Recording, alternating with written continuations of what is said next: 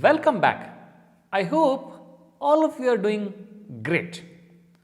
In the previous lectures, we understood what is the read API, how does the read API work, and how does the write API work.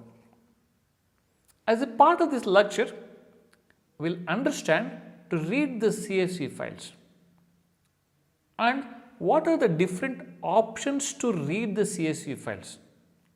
What may be the reasons for a failure of reading a CSV file.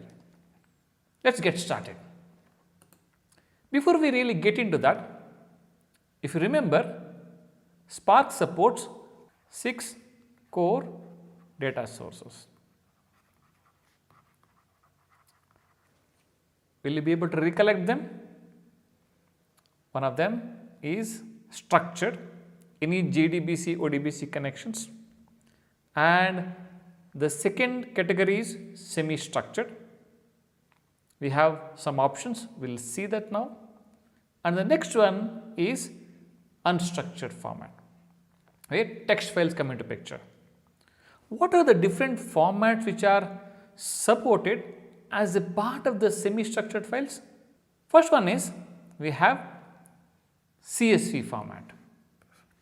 The second one is we have JSON format. And the third one is we have Parquet format. The last one is we do have ORC format. Out of the 6 core data sources, 4 of them are the semi-structured types.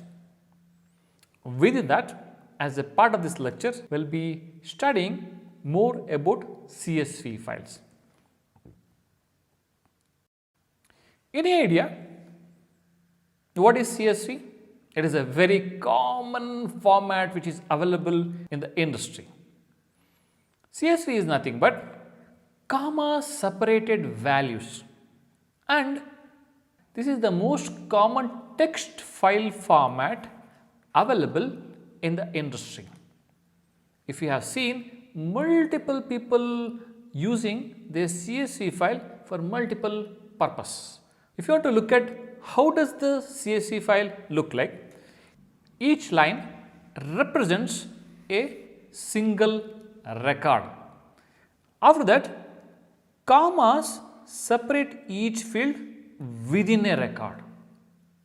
That is how CSV files are there. I know that most of you already know this. Just to make you remember how does the CSV file look like, I am just revising this. Let us go and see the actual CSV file. These are the different CSV files I have as a part of my data set. Now let me open one CSV file and show you how does it look like.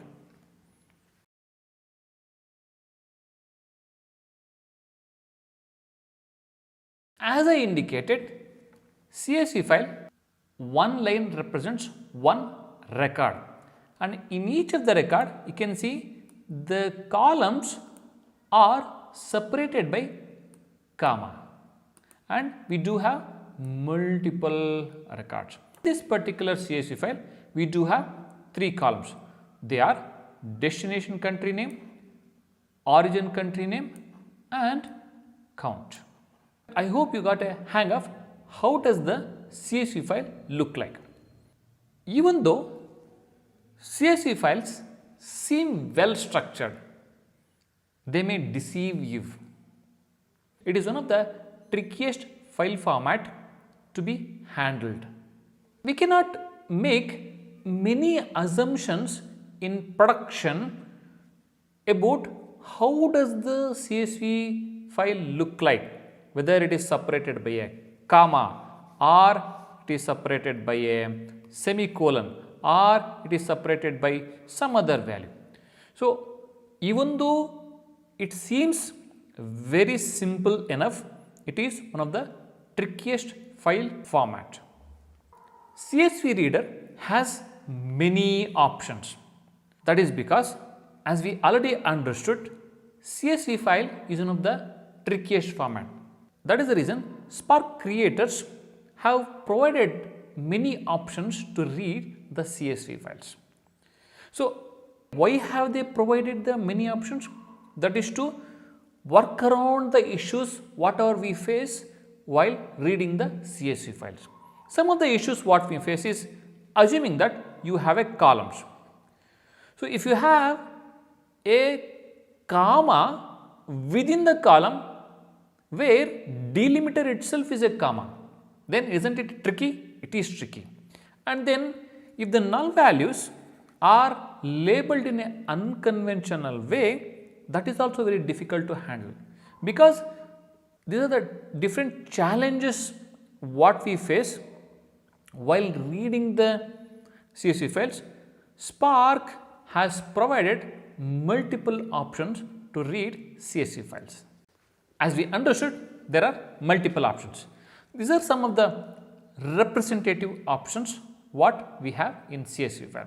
The way we are trying to list these options are, we have a column name, read and write, what is the key, what are the potential values which we can give, what is the default option, and what is the description. Let us take an example here. First option, can we use this option for read and write? Yes, we can. That is indicated by both. Then key here is separator. SEP means separator. Potential values can be any single string character. Default is comma. As I said, we can give any single string character. That is what makes CSV one of the trickiest file format. Let us try to look at the next option. This option is only for reading, it is not for the writing. So, what is this option?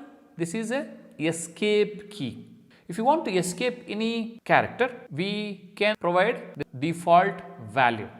So, we can escape anything. This is the read option, where we have infer schema. Infer schema we have, and potential values what we can give is true or false.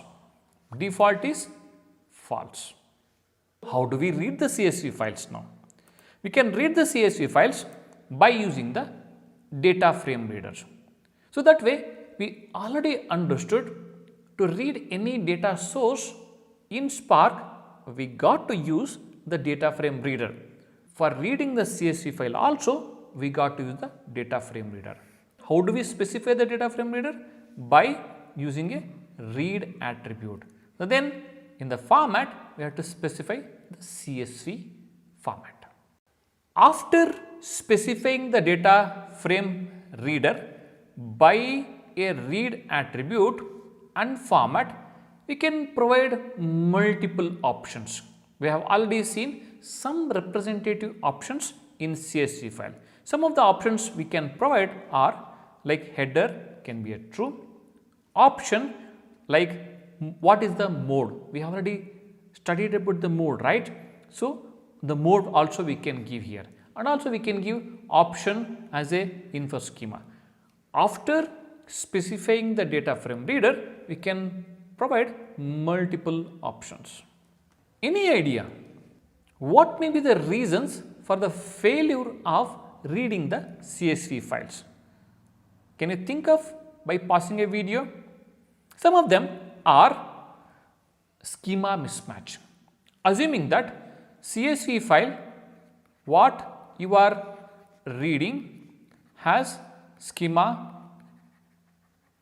1, and whatever the schema which you have created, if there is any mismatch between these two, then reading of a CSV file fails. What may be the other reasons? The next reason would be file name mismatch. Assuming that as a part of your path, you are giving some file name, but that file name is not there, then in that case there is a failure in reading the CSV file. What would be the next one? The next one would be at the location the file may not exist at all, then also there will be a failure of reading a CSV file. The last one, it's a bit tricky one. I want you to be attentive here. Assuming that you don't have a file in the location whatever you have mentioned. While reading the file, the Spark wouldn't complain. But when you are trying to execute the job, there will be a failure of reading a CSV file. What may be the reason for that? Can you think of? We have already covered that as a part of previous lectures. That is because of the lazy evaluation. Remember, until we call an action, nothing happens in Spark. That is the reason Spark will fail during the job execution. Thank you.